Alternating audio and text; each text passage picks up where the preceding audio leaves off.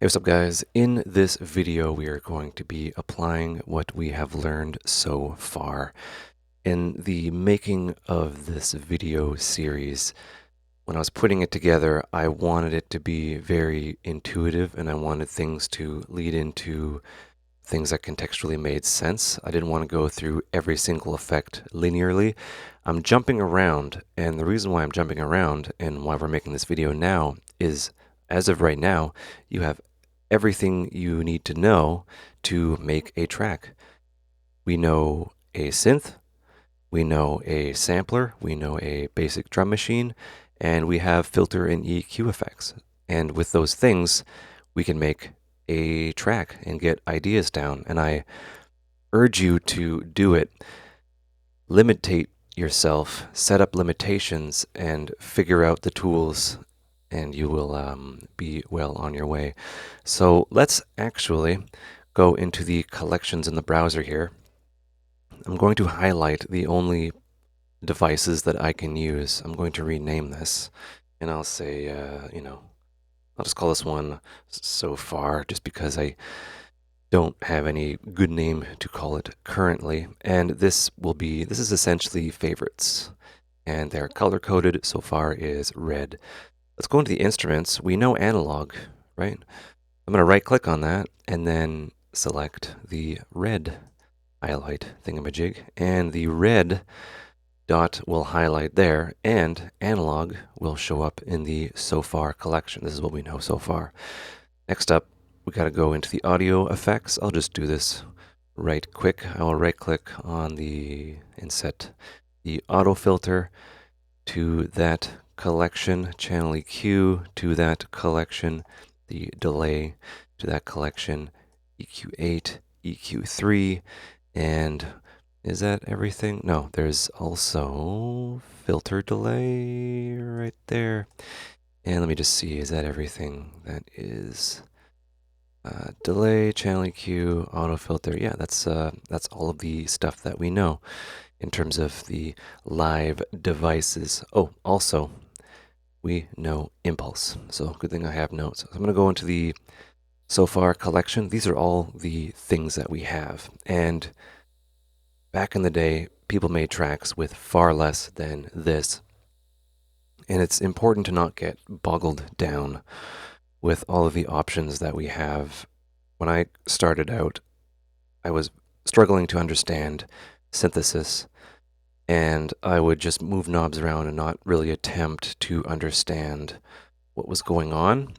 And I would get discouraged, and then I would just try another synth. And when I decided to sit down and say, okay, I'm going to learn this synth and understand what's going on, which was the case for Silent 1, I started to understand that, and now I kind of know it in and out, inside and out, and I can apply that knowledge to almost any kind of synth. So stick to one thing. There's something called gear acquisition syndrome. There's also plugin acquisition syndrome.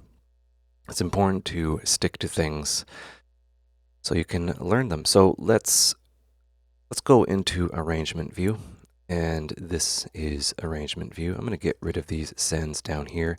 And on the master, I'm going to drop a limiter in the master. This is going to become clear a little bit later why I'm doing this. It's just for safety. So let's drop in some effects and instruments and stuff like that. So let's go impulse up here, and let's go analog in this MIDI track here.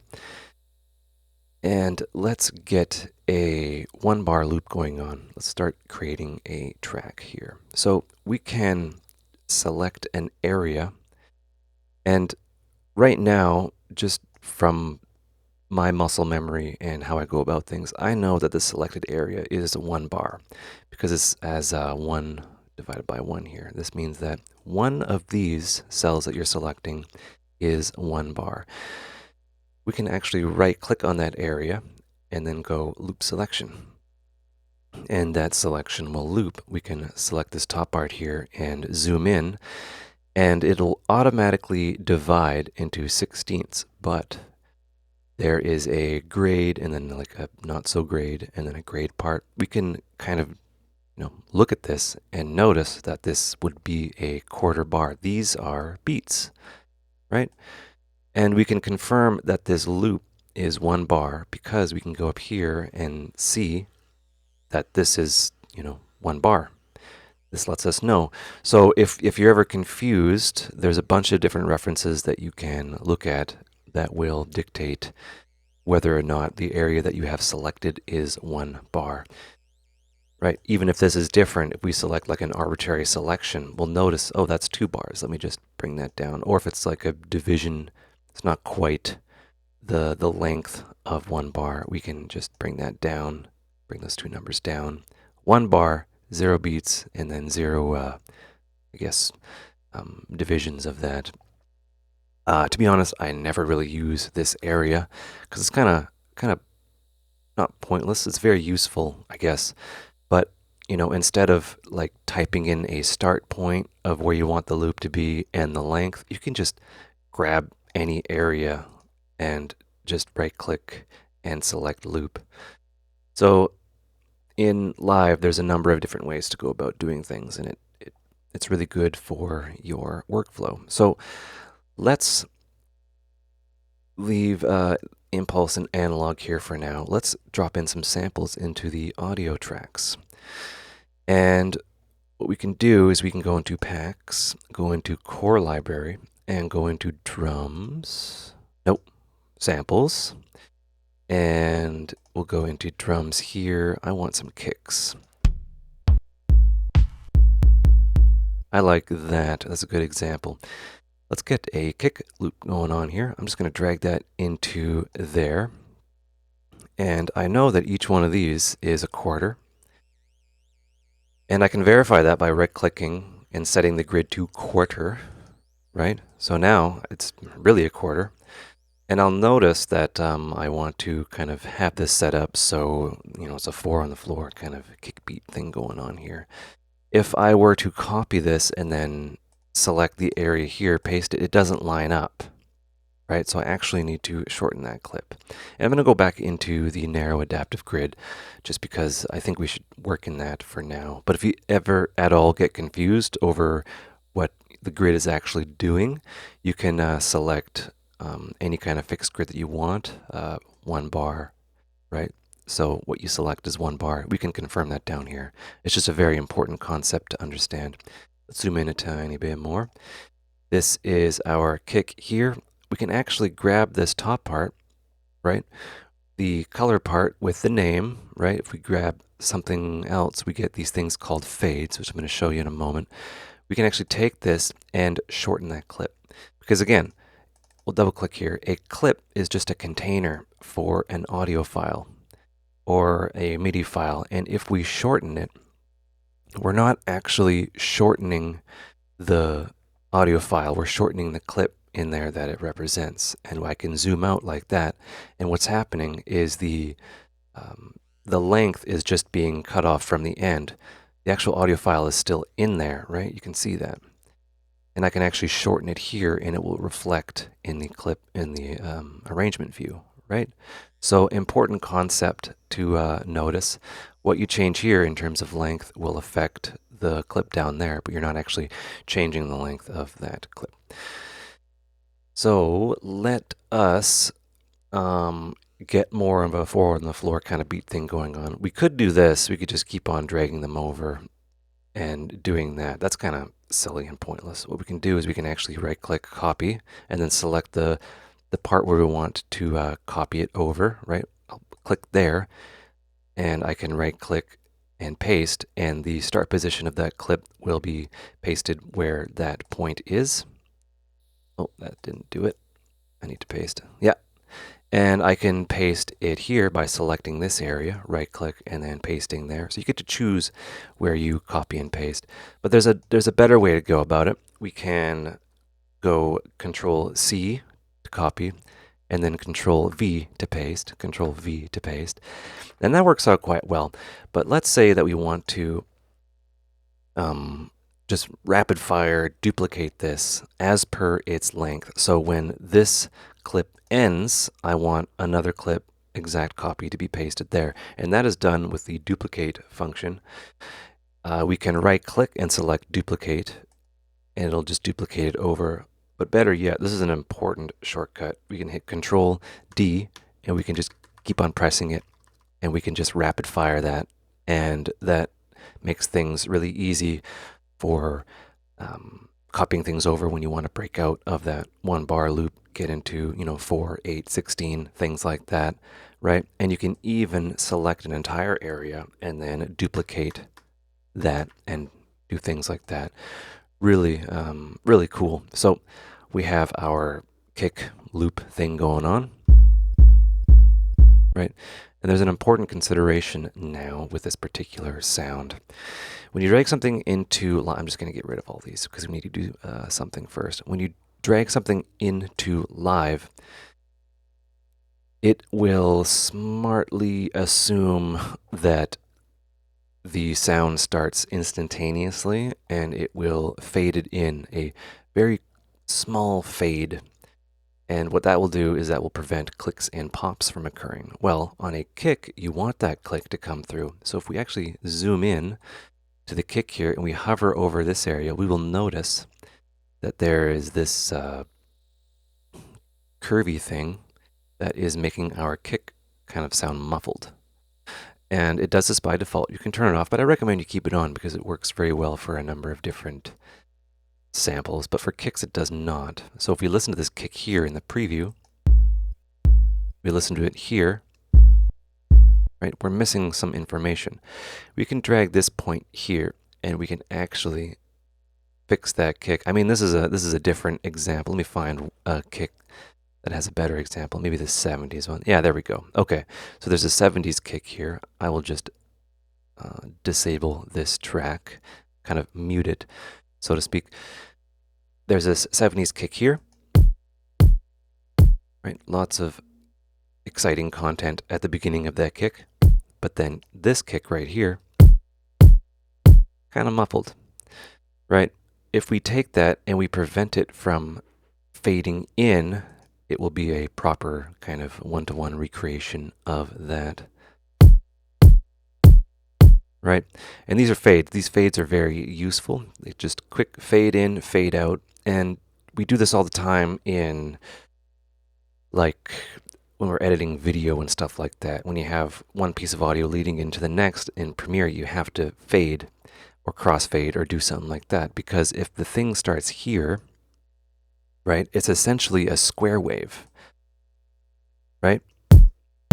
Right, the audio, right, the audio in terms of its waveform is essentially, 0, 0, 0, 0, and then it snaps way up to this value right away, and then it goes down. With a fade, it will gently fade in, right? So just keep that in mind. It's very important for fades, right? And you may, people first kind of using live, they'll be like, it just makes things sound different. It makes things sound kind of muffled. That's probably why. And in samplers and stuff like that, this doesn't necessarily occur. But, this would be, I guess you'd call it fade or attack time. And with super fast envelopes and synths, this issue occurs even more. And I'll demonstrate that in a little while. So we have our fade, completely open, starts basically at the beginning of the duty cycle of whatever that is, kind of a sine wave with pitch mod. It's pretty cool. Select this area and then duplicate that.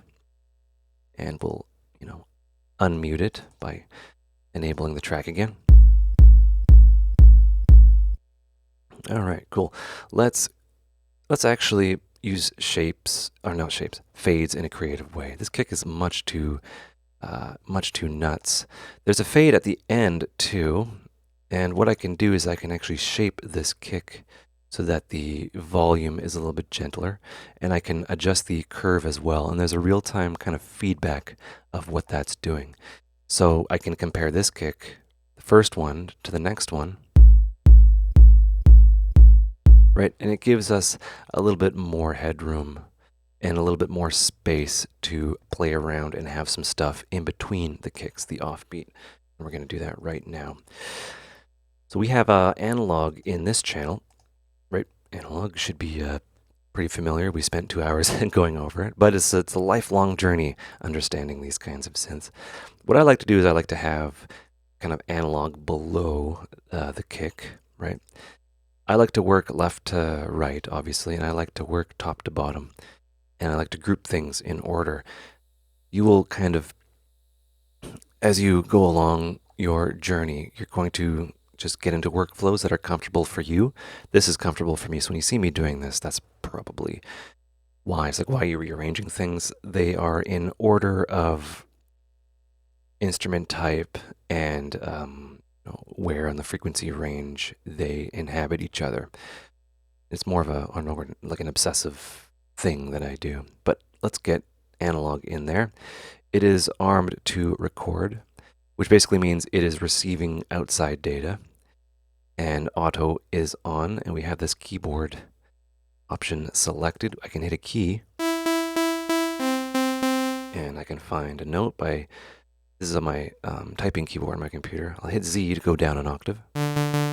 Hit Z again. Right? I like that note. Right? I want to put that into a MIDI clip. How do you make a MIDI clip? Well, you gotta create one. And what you do is you select the area that you want the MIDI clip to populate, and you can right click and you go insert MIDI clips, and that will make a MIDI clip. And here is the MIDI clip. I'll make it big because I have this note here. I want to find it. Oh, there's that note. Okay, so there's a number of ways to draw in MIDI. I'm going to actually select a grid that I'm comfortable with, that we should all be comfortable with. We'll go 16ths, right? And this is a bar in length. And we can confirm that because the loop is a bar and the length is a bar. It's a bar, right? Let's get some sort of funky bass thing going on here. I'll just double click to draw these in, and let's give that a listen. And it's the key of D. Right? Let's solo it. And let's go into the tab down here and let's edit it a little bit. I wanna give it some beef. First thing I want to do is I want to go into the amp envelope because I don't want that release. Right? That release will change the tail. I want to get that sustain up a little bit. Right? And now I want to shape that filter. And the filter envelope, I'll just bring down here. I'll make it snappy. And what I'll do also is I'll have oscillator 2 down 1 octave. And I'll boost the volume. I'll bring that down a little bit more.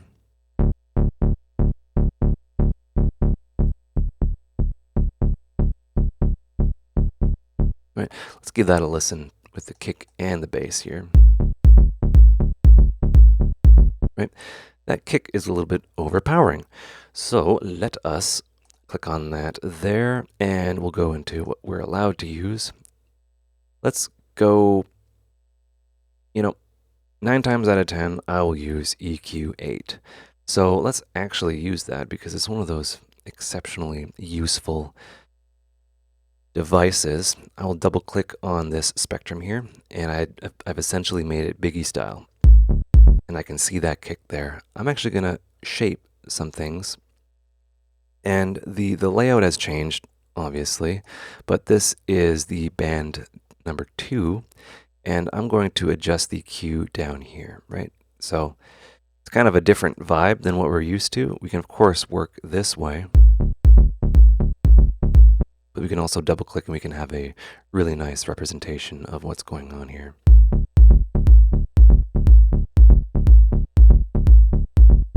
And I can make that mid-range a little bit higher. And what I want to do, I want to actually kind of step back. I'm working in the frequency domain right now. In this kick here, I want to actually bring the volume down a bit. I need to give myself some headroom. Usually it's negative 3 dB, and you will see the readout here. Right? We want that headroom because we want a little bit of safety. So give yourselves around 3 dB of headroom, and that'll make sure that limiters and stuff like that aren't going to work that hard on the master bus. That's the general rule of thumb. So in starting out making dance music, the kick and the bass should be roughly equal volume. So I did a bad thing. Instead of boosting the volume here, I should actually boost the volume here. Right? And then bring it down. Right? And I'm just clicking on this area and resizing it.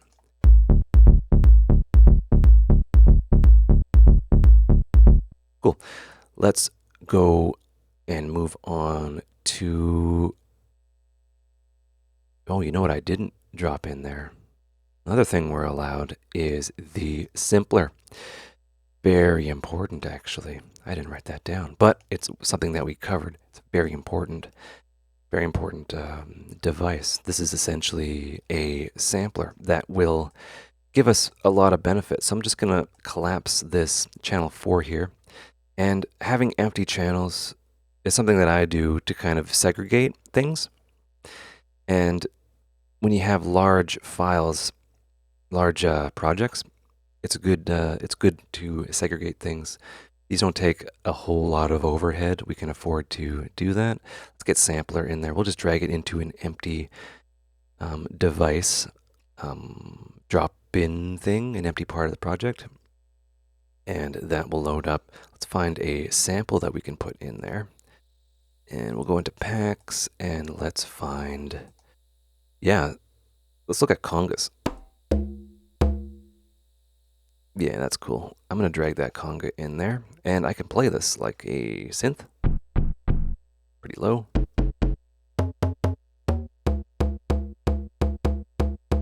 Right. Let's actually create a MIDI clip there. Right click, insert MIDI clip. And boom, look at that. Okay, so let's find the key that we're pressing. There's that, it's C. So I'm going to select 16ths here. And I'm going to click and drag to the right direction. And I'm going to actually, you know what, there's another way of going about doing this. I'm going to show you something cool. Okay. Scratch all that. Scratch all that. Okay. I'm just going to create just a little snippet for a MIDI clip here. Insert MIDI clip. And I'm going to select that area right there. And this is the length here. I can actually treat this like it's a sample. And this is the beauty of MIDI. I can actually move these around within the session, the arrangement view, as opposed to editing the clip down here and referencing what things are happening up here. So I can shorten that and I can have that in between those two basses, because these would be the bass notes, right? I'd have them kind of in between.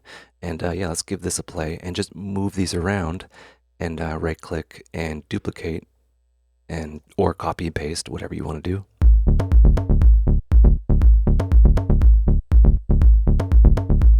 Right? And then I'll have one over here by selecting that area, right clicking and pasting. And I will have this move up and down. Right? And using a sampler, it gives you a lot of benefits because you can actually try a different sound and you don't need to replace each kind of hit inside the arrangement view. And this is really good for workflow. Right? Just keep on swapping them in and out, replacing it. Let's get some movement in there. Let's go into the delay here for that conga.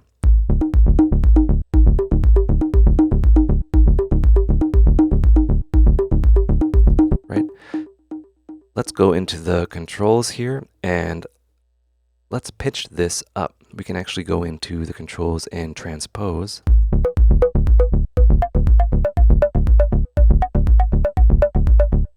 Right, that's a little too high. I'm going to double click on that clip and maybe bring it down. Right? So from here, let's say that, we like how that sounds for the most part. What we can do is we can select this entire area and then look at what happens. We'll right click and then go consolidate. And then that appears, becomes its own MIDI clip. And this is the power of consolidation. Consolidation is a way to create a new audio track out of a collection of tracks. We can do the same thing with the kick in audio. We'll select that whole area, right click at the top here, and then go consolidate. And that is what will occur. It will create a new clip. You can see that. And this is a useful tool. And this is something that was necessary, because if you had each little clip like this in terms of its audio, just like throughout the track, just like that, boom, boom, boom, boom, boom, boom, boom, right? The whole track, that each one of those kind of clip start points and clip in general might load into the RAM. It makes the file size of the project huge. So anything that you can consolidate and put into one track, it really helps with the random reads from your hard drive, which is not something we need to really worry about anymore. But this allows you to kind of commit what you're doing, because having, like we know this is going to be a 4-bar or a 1-bar loop for a kick. And, we don't need to have this going on throughout the entire track in terms of its little tiny slices. We can have this just like this, and it makes a lot of sense. From there, we can actually select this audio track here, audio clip, sorry, and then hit loop. And what that will do is that will give us the opportunity to stretch this out by dragging this, and we can make and have this go on as long as we need to, and have it come in and come out. And it's just a repeating thing. And these little dots here indicate the start of the clip in its looped form, right? And this is very valuable for arrangement later on down the line. But let's just focus on what we're doing here. So this is the conga. Let's do a little bit of automation on that, because automation on a delay is actually really cool and fun. Let's go into that conga channel there. I'll just set this here for kind of simplicity.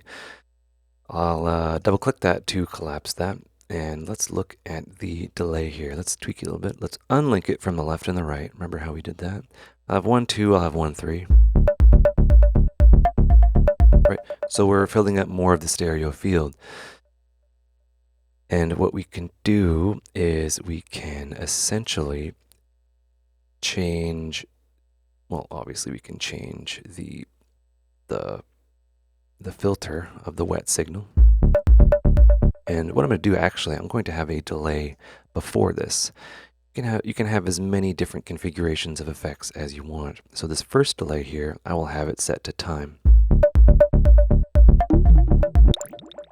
I want to automate that time there, because you can create some really interesting effects.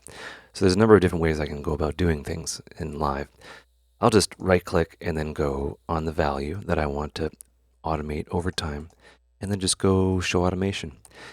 And it'll do a number of things. It will engage the automation mode, and it will create, or it will highlight the automation value that I want to automate. And live will automate, if I click on something else, it will essentially change. Well, those are linked. It's not going to do that. I can change and automate the feedback and the time, and I don't need to right click and then show that automation. I can just select it and wiggle it, and I can see what's going on here. And the dotted, I don't know if you can see that, the red broken line automation means that there's no automation on that track. So you have the ability to change that, which is pretty cool. So I'm just going to click on these lines here and create some interesting, I guess, I don't know, interesting to me variations. I'm just going to experiment here, and I can move things around like so.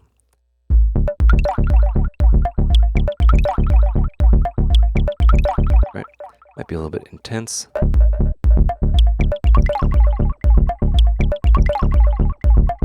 And I'll double click to delete a point.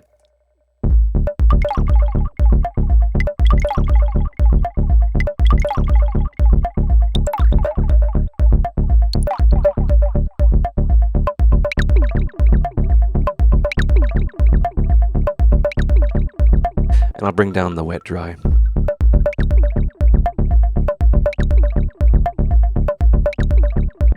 Very cool. I'll adjust the levels a little bit. And let's move on to, let's say a channel EQ will drop in that conga effect there. I'm just going to roll off the lows and bring the lows down.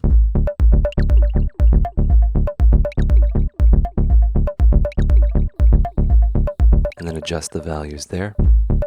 And I'm going to do a little bit of EQing on this bass here, analog bass. Go into that, and I'll just bring that down. I'll just find, and I'll try to achieve a balance with the kick.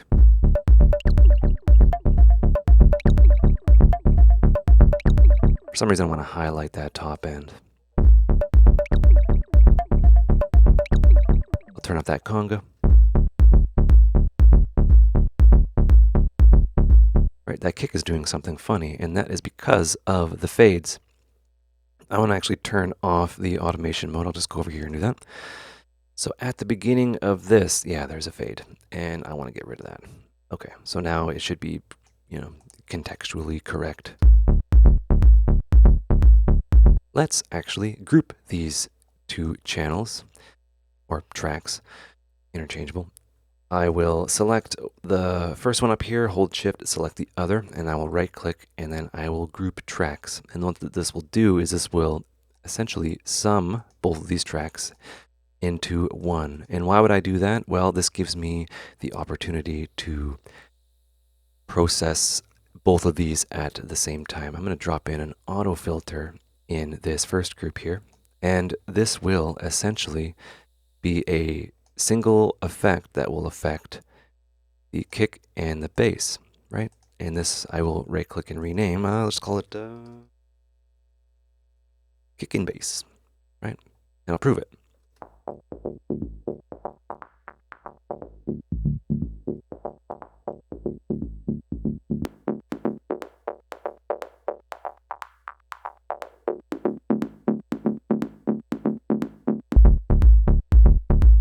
Right? And I can do all sorts of stuff with this as well. I can EQ them together if I wish. Like so, I can adjust the overall tone and balance of this down the line if I need to. Right? And grouping like this, especially when we get into the dynamics processing, it will make separate sounds sound like they are together and that they're meant to be together. This is called busing, and it's very important. So yeah, there's this conga and the bass line and stuff. Right, and that's all well and good. Let's break out of this loop here. It's currently 1 bar. What I can do is I can grab this kick and drag it out. So now it is 4 bars. And I will drag the loop position, and I can confirm, yeah, that's 4. And I'll try to drag this out, and yeah, it'll do that. And I'll try to drag this out, and oh no, it won't do that. And that is just inherent to when you consolidate and create clips, it'll kind of inherit that behavior, because when we double clicked, we selected this loop area, and then we right clicked and created a new MIDI clip. It automatically assumed that, hey, this is a bar in length, you want a loop.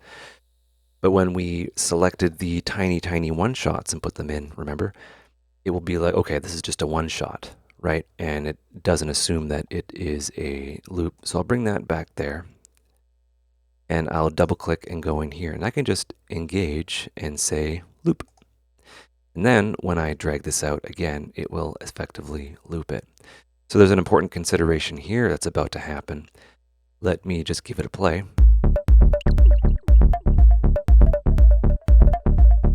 Right, the automation doesn't carry over. So let's go into the automation mode, and this works in our favor. So if we go into automation mode, we click on oh, that's highlighted. What does that mean? That means that there is something within this device that is automated. This is a way to select anything that is in this track, right? So there's delay there, and I'll click on this drop-down menu. Oh, it's the left delay time. Okay, that's what we're automating. The automation does not carry through, which gives us some fun and interesting capabilities. We can continue drawing in this automation and just having an evolving sound over a long period of time, right?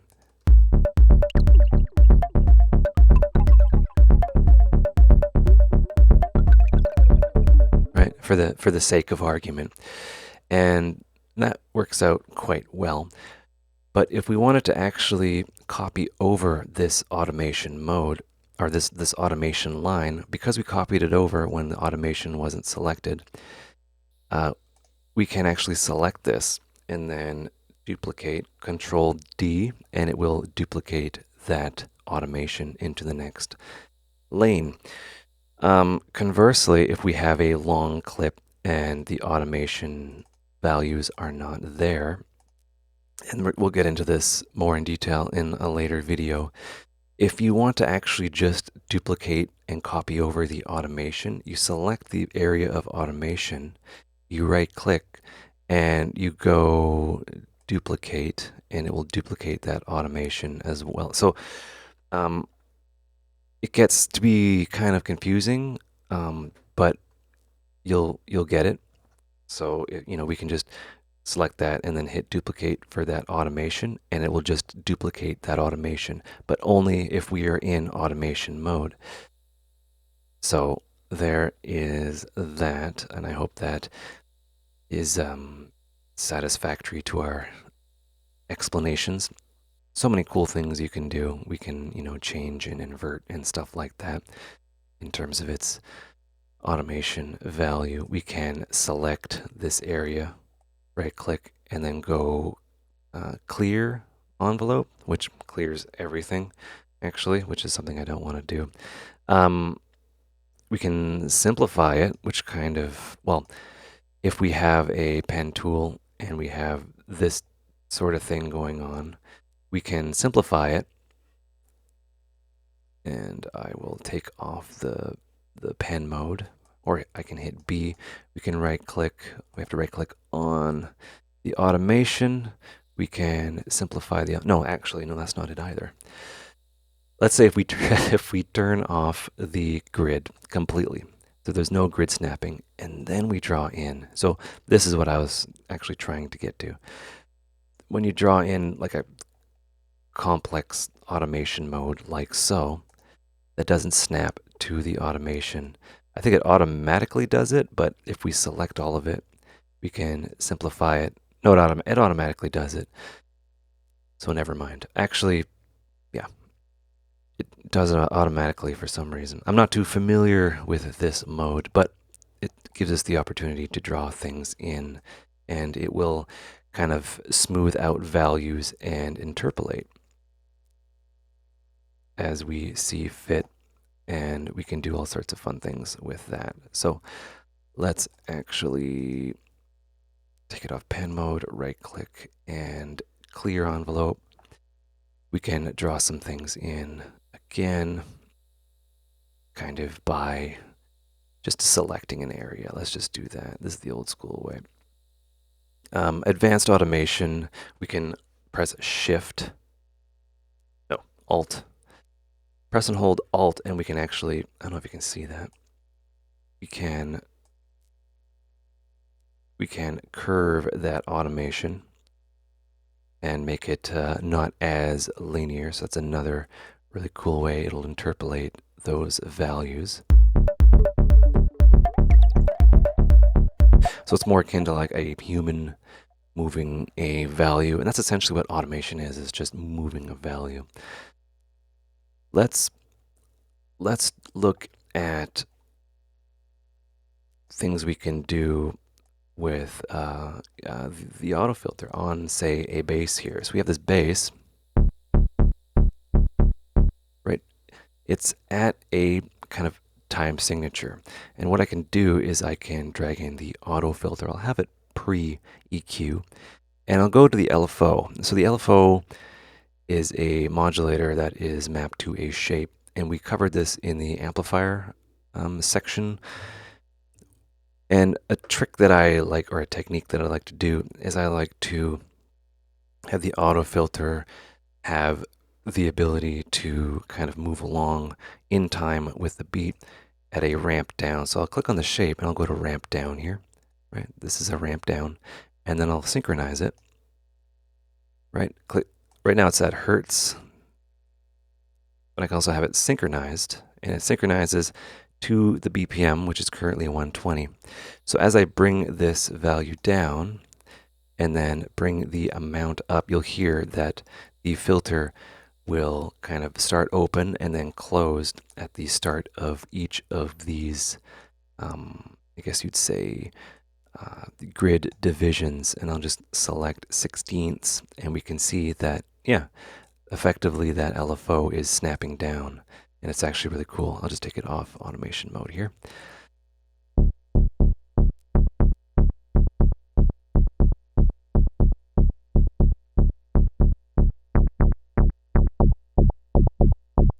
Right, we can get some really interesting movement that way.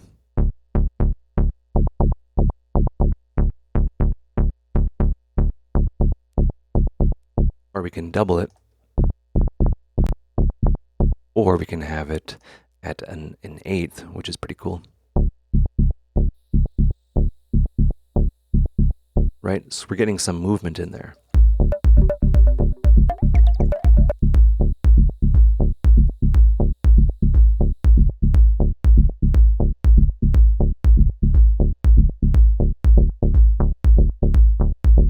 Right, we can achieve a really cool thing just with the auto filter.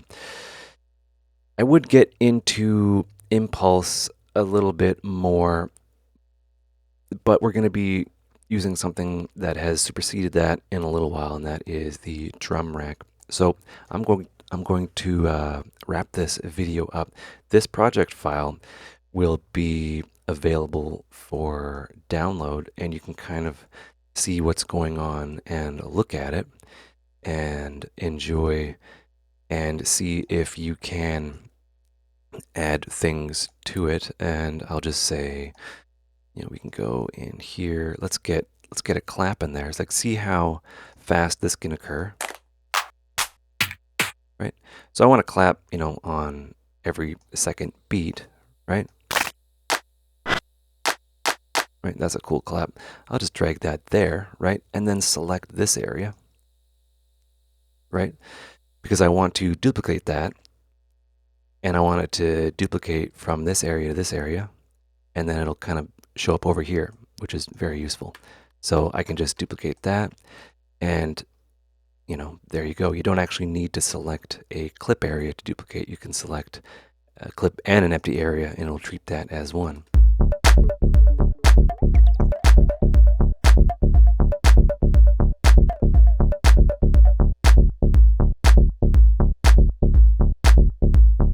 Right? We could do all sorts of all sorts of fun stuff with that. We can add in some hi-hats on every offbeat. And you can do that with a sampler, or we can do that just from within the track. So this would be the offbeat here, right? We'll just shorten that and then select this area. And then we can do that. And then we can select this area and then duplicate and have it kind of like that. And this will create some sort of movement. And then I select that entire area and then duplicate that again select this area, Control D to duplicate.